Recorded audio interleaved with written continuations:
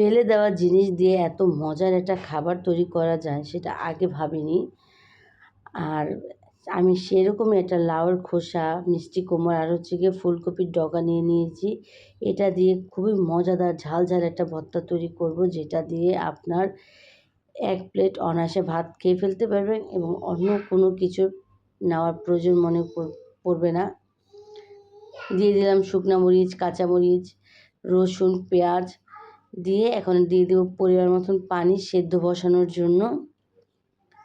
এখন এটাকে সুন্দর করে সেদ্ধ করে নেব এবং দিয়ে দিব ছোটো সাইজের একটা আলু, একটু আঠালো হওয়ার জন্য। চাইলে এটাকে স্কিপ করতে পারেন। এখন দেখুন আলু সমস্ত খোসা সুন্দর করে সেদ্ধ হয়ে গেছে এবং পানিটাও শুকিয়ে গেছে।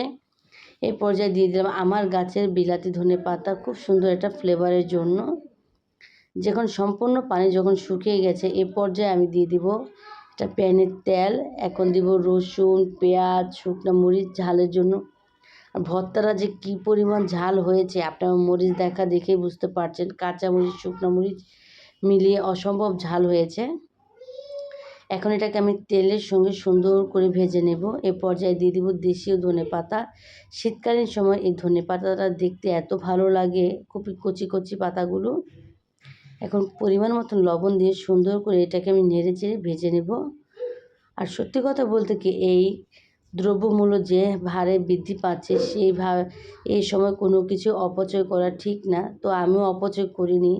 কি সুন্দর মজাদার খোসা দিয়ে বানিয়ে ফেললাম ভর্তা, আর দেখতে ভীষণ লোভনীয় লাগছে। আপনারাও কি খোসা ভর্তা পছন্দ করেন? অবশ্যই কমেন্টে জানান।